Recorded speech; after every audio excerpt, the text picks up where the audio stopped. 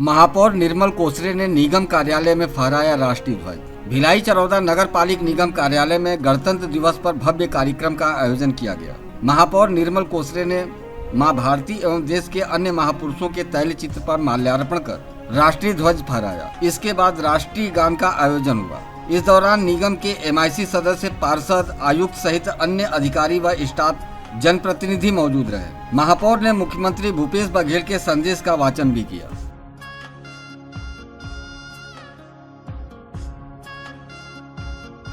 निगम परिवार के मुखिया होने के नाते आप लोगों से निवेदन करना चाहूंगा। एक कहावत रही है कि जननी जन्मभूमि से स्वर्गात् अपि गरीयसी। जो कर्मभूमि है उस कर्मभूमि को आप अपना भूमि मान के चलेंगे तभी आपको सफलता मिल पाएगी। दुनिया के आप किसी भी जगह पे रहे, मैं उन अमर सपूतों को स्मरण करना चाहूंगा जिन्होंने देश को आजादी दिलाई और आज हम गणतंत्र दिवस मनाने जा रहे हैं। यह एक निगम परिवार है। इस निगम परिवार को हम अपना घर समझें। गढ़बो नवा छत्तीसगढ़ की जो परिकल्पना माननीय मुख्यमंत्री जी ने संजोया है, उस गढ़बो परिकल्पना के आधार पर गढ़बो नवा भिलाई चरौदा की परिकल्पना को हम आत्मसात करें। ये दायित्व एक शहर सरकार का नहीं है, अपितु तमाम हम साथियों का है। निगम के परिवार के साथियों से मेरा यही निवेदन है आज के पवित्र दिवस पे कि यह परिवार अपना परिवार है। इस परिवार को हम कैसे आगे बढ़ा सकें, सर्वांगीण विकास कैसे कर सकें, लोगों की मूलभूत सुविधा को कैसे प्रदान कर सकें, एक सामूहिक जिम्मेदारी से हम सब आगे बढ़ने का प्रयास करेंगे और उन आने वाली कठिनाइयों को सब मिल के सामना करेंगे। तो मैं विश्वास दिलाता हूं कि भिलाई चरौदा की पहचान न केवल छत्तीसगढ़ में अपितु पूरे देश में होगा। यह आप सबकी सहभागिता का मैं अपेक्षा रखता हूं।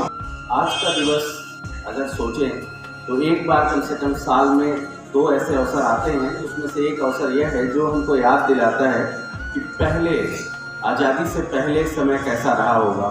आप सभी छात्र जीवन में मुंशी प्रेमचंद की कहानियाँ पढ़े होंगे, उनमें पढ़िए, उनमें देखते होंगे कि किस तरह की परेशानियाँ थी।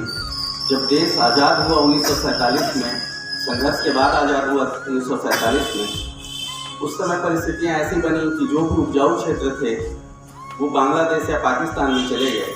वहाँ पे दूध का उत्पादन होता था और उनके फैक्ट्री हमारे देश में रह गए। देश का जो पहला दूसरा दशक था उसमें खाद्यान्न की कमी महसूस होने लगी। ऐसा होने लगा कि विदेशों से हमको गेहूं तक आयात करना पड़ा था। उसके बाद इस देश में आज स्थिति आप देखिए, खाद्यान्न की अधिकता हो गई है। अभी कल परसों ही मैं देख रहा था कि हमारे साथ ही जो हमारा देश 2 भाग होकर के आज़ाद हुआ, वहाँ स्थितियाँ बहुत ही खराब हैं। आटे के लिए लूट मची हुई है और इस देश में आप देखेंगे तो हम 5वीं बड़ी अर्थव्यवस्था बनने को जा रहे हैं। यह संभव हो पाया है क्यों? यह संभव हो पाया है 2 कारणों से। एक तो इस देश में जो संविधान निर्माता थे उन्होंने ऐसी मजबूत संविधान बनाई और लोकतंत्र की ऐसी नींव डाली कि पूरे 74 सालों तक लोकतंत्र लगातार मजबूत ही होता रहा है इस देश में। जबकि इसी के साथ हमारा साथी भाई जो देश तैयार हुआ, वहाँ लोकतंत्र नाम की चीज कमजोर रही है।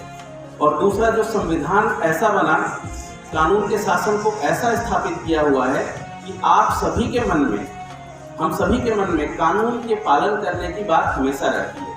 जनता को मौलिक अधिकार दिए गए तो कर्तव्य भी दिए गए। कानून बनाने का अधिकार संसद को दिया गया तो उसके निर्वचन करने का अधिकार कोर्ट को दिया गया। कोर्ट के पावर हैं तो सेना के अलग पावर हैं, तो राजनीतिक संस्थाओं के अलग पावर हैं, उनको करने के नियम कानून अलग बने हुए हैं। तो इन कारणों से एक स्थापित परंपरा का निर्वहन करते हुए यह देश आज विश्व में अगर 5वीं 4थी बड़ी अर्थव्यवस्था बनने को तत्पर है और विकसित देशों की श्रेणी में जाने को है, तो इसका कारण रहा है हमारे संविधान निर्माताओं ने, हमारे पूर्वजों ने जो पुख्ता इंतजाम किए हैं उसको हमको कायम रखना है। एक तरफ हमको लोकतंत्र को मजबूत करना है, जनता को अधिकार देना है। दूसरी तरफ, जैसा कि राव साहब ने कहा, हमको कर्तव्यों की भी याद दिलाना है। एक तरफ जहां हमको जनता की समस्त सेवाओं को देना है, हम जिस तरह की बॉडी हैं हर तरह का काम हमको करना है। दूसरी तरफ हमको नियम कानून को भी ध्यान में रखते हुए चलना है ताकि हम आने वाली पीढ़ी को यह कह सके कि उनके लिए हमने बहुत सारी चीज़ें बचा के रखी हैं, परंपराओं को नहीं तोड़ा है। जो हमारे पूर्वजों ने सपना देखा उसको हम कायम रखे हुए हैं, इस देश को महान बनाने की ओर आप सभी का सहयोग रहता है, मेरा सहयोग रहेगा। मैं अपने साथियों से चाहूँगा कि हम सब मिल करके इस संस्था को, इस स्थानीय सरकार की संस्था को जितना मजबूत कर सके करें और जनता के लिए हमेशा तत्पर रहें, काम करें। महापौर जी, आपको मैं विश्वास दिलाता हूं कि आपकी यह बॉडी इस क्षेत्र की जनता की समस्याओं के निवारण के लिए, निराकरण के लिए तथा इस क्षेत्र के विकास के लिए कटिबद्ध है, प्रतिबद्ध है और हम लोग हमेशा आपके लिए तत्पर हैं। धन्यवाद। मैं हमारे सभी शहरवासियों को गणतंत्र दिवस की बहुत बहुत बधाई एवं शुभकामनाएं देता हूं। मैं उम्मीद करता हूं कि जिन उम्मीदों के साथ शहर सरकार की जिम्मेदारी हमको मिली है, आज हम गणतंत्र भारत में गणतंत्र दिवस मना रहे हैं। मैं शहरवासियों को गणतंत्र दिवस के अवसर पर एक निवेदन करना चाहूँगा, हमारा शहर स्वच्छ हो, हमारा शहर सुंदर हो, इसकी परिकल्पना जो गढ़बो नवा छत्तीसगढ़ की परिकल्पना माननीय मुख्यमंत्री जी की है, हम अपना ध्येय बनाकर चले और गढ़बो नवा भिलाई चरौदा के तर्ज पर हम काम करें और भिलाई चरौदा की पहचान देश विदेश में, पूरे प्रदेश में हो, यही अपेक्षा मैं शहरवासियों से करते हुए पुनः उनको गणतंत्र दिवस की बहुत बहुत बधाई एवं शुभकामनाएं देता हूं। भिलाई चरौदा के समस्त नगरवासियों को, आम नागरिकों को नगर निगम भिलाई की ओर से गणतंत्र दिवस की बहुत बहुत शुभकामनाएं एवं बधाइयाँ। और आप सभी से अपील है कि हमारे महापौर जी के नेतृत्व में हम इस भिलाई शहर को स्वच्छ एवं साफ रखें, सुंदर बनाएं तथा विकास की ओर आगे बढ़ें। धन्यवाद।